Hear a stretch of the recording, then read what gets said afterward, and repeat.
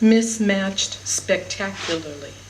15 years of yelling and beer.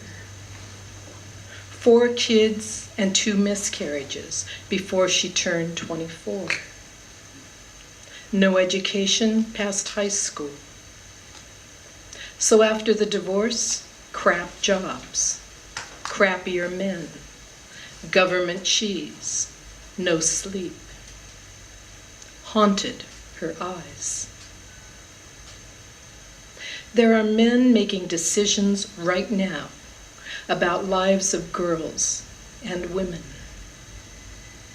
Some do not want children to know how their bodies work. Some do not trust women to make decisions, as if women were people, as if women know what's best for their lives, for the lives of their children.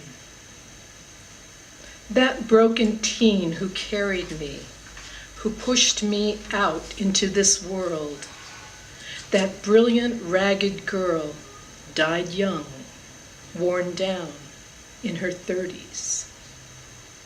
One small life, I know, the only one she had. I speak for her when I say, let women live. Let women be.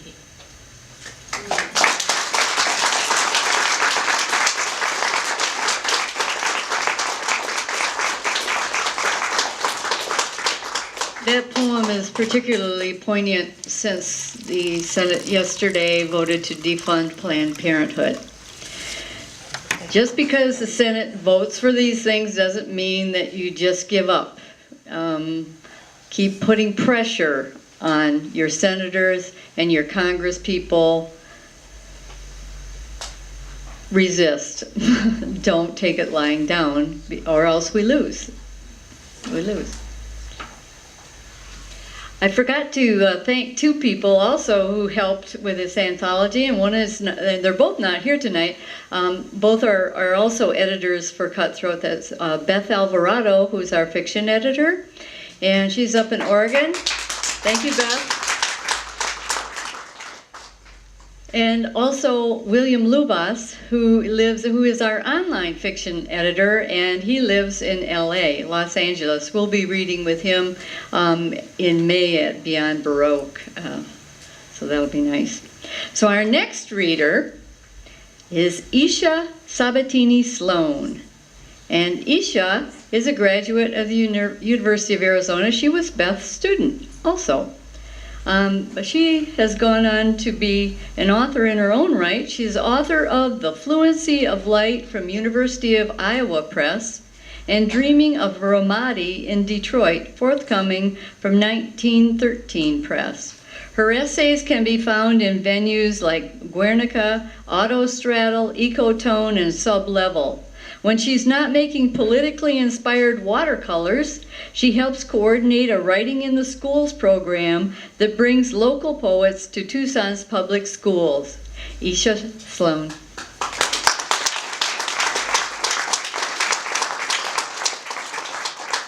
Hello. Hi. Yeah, I don't have any chit chat. Sorry. I'm just gonna go straight into it. Pam asked me to read a poem by Rita Dove in the anthology. I had been tempted to read Beth's entry just because she's part of why I'm here tonight, and I love her dearly.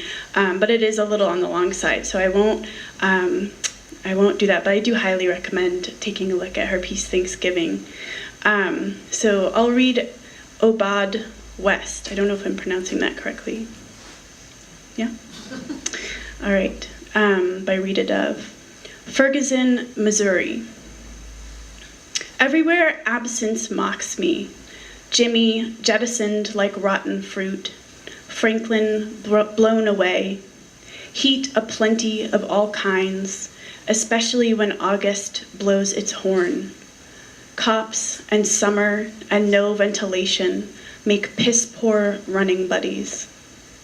A day just like all the others, Me out here on the streets, skittery as a bug crossing a skillet. No lungs big enough to strain this scalded broth into brain and tissues, plump my arteries, my soul.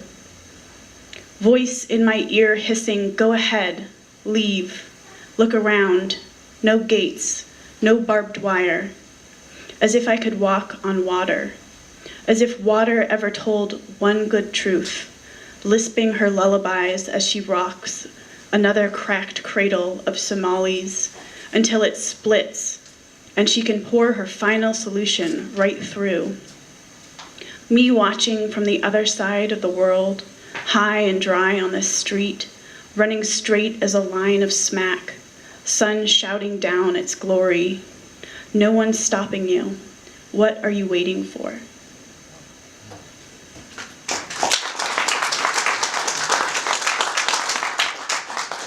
So lucky at the Poetry Center that we've had Rita Dove, among many other luminaries, come visit us this year.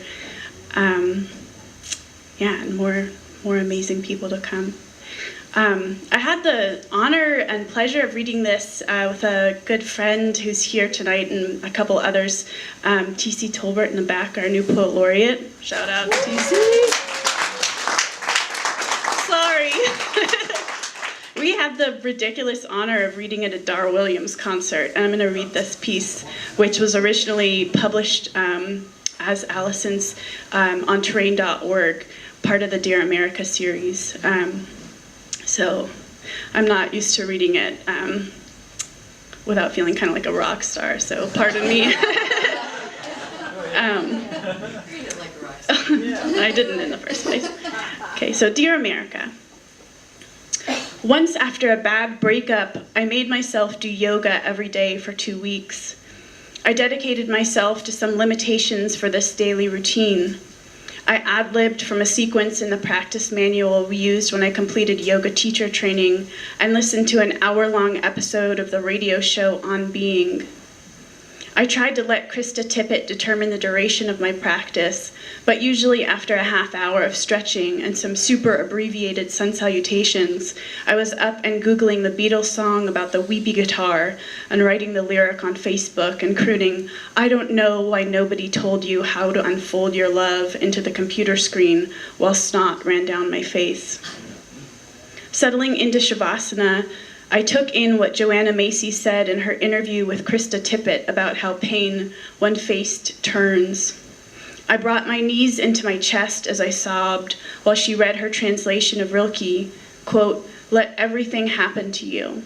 Beauty and terror, just keep going. No feeling is final. Don't let yourself lose me. I don't know that this practice hastened or lightened the mourning process, but it felt important to harness my grief and shove it into something potentially transformative. I already settled into Shavasana. Last week, my girlfriend and I flew to New York for a visit. Even though I had lived in Brooklyn for a couple of years once upon a time, I felt nervous to go back, ride the train, and be in a big city after being so used to a small one. Almost immediately, we traded in our big world anxieties for the excitement of the everyday. Late one night, we were led into a room where Ocean Vuong, Juan Felipe Herrera, and Natalie Diaz, and Saeed Jones, and Rigoberto Gonzalez were eating dinner. It was amazing. It didn't feel so delusional to believe for a spell in magic. We decided that everything was going to be okay, president-wise, in order to get through the trip. Toward the end, we noticed that we were starting to float away into a kind of delusional paradise, using the term dissociation a lot when someone brought up politics. When we got home, we found the fear waiting for us in the living room. I realized that we seemed to be moving beautifully through the real-life stages of grief, depression, denial. I entered into bargaining the other day when somebody on Facebook mentioned writing letters to the electors. I decided to throw myself into it the way I tried to get really effective when called upon to write letters to the staff of a prison that held my nephew in solitary confinement for over a year. I am mostly an ethos-pathos kind of girl, so these letters had the tone of Oliver Twist, cowering with a bowl in his hands. With the electors, I tried to think of the fastic trick to their heart guts. I peered at their names and chose from a list of heroes on a Wikipedia page for action-adventure movie heroes/villains, and wrote in big, bold letters, "This moment in time is like the end of an action-adventure film. You are Matt Damon. You are the hero. Be the hero. Please." I also tried Will Smith, the girl with the dragon tattoo, Julia Roberts, Russell Crowe, and Liam Neeson. I never did Catherine Zeta-Jones for some reason. Quick question, is it just me, or are most of the electors white? I think we know the answer to that. A day after I sent that batch of letters, I decided to reach out to another set of electors with a different approach: watercolors. I put on Issa Rae's show Insecure and tore watercolor paper that I'd meant to use for Christmas cards last year into postcard-sized sheets. I dressed them first and then painted on them using a very dried-out watercolor set running low on blue and yellow.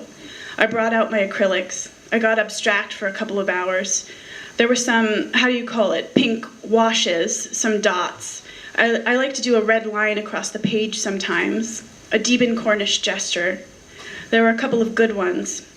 I'd had half a bottle of wine by the time I wrote, "I implore you," with an E, no, "I implore you," with an I, to somebody in Texas or Arkansas, followed by a message that conveyed my very specific hopes for their electoral vote decision. I woke up feeling dehydrated and exhausted from hours of the kind of non-sleep you get when you drank too much bad red wine and kept the salt lamp on while Frasier played for several hours into the night, and you didn't even bother to brush your teeth until 2 a.m. after eating caramel sutra ice cream, and you never asked your dog to move over so your back is sore. And then to be faced with this fiasco: your girlfriend is out of town with the car, you have a bike, an empty stomach, lots of caffeine in your system, and no stamps. How do you buy stamps without going all the way to the post office? After I put a bunch of abstract art in the mail for 29 strangers, I got back on my bike and felt so empowered that I entered swiftly into the "I need to jog and clean the house" phase that I usually require if I'm going to stop spinning out into a destructive mess. So I had my dog drag me half a mile up the road and back, and I mopped to pop culture happy hour, and eventually I realized that it was time to start doing yoga again, and that it might be necessary to do yoga and meditate every day now, and not drink so much, and feel my fear more, and clean up the dog shit from the backyard, and listen to music that might let my soul maneuver itself around all those feelings like an orphanage of children in Aleppo asking to live. In a recent article for The Guardian, Rebecca Solnit asked all of us to take responsibility for coming up with the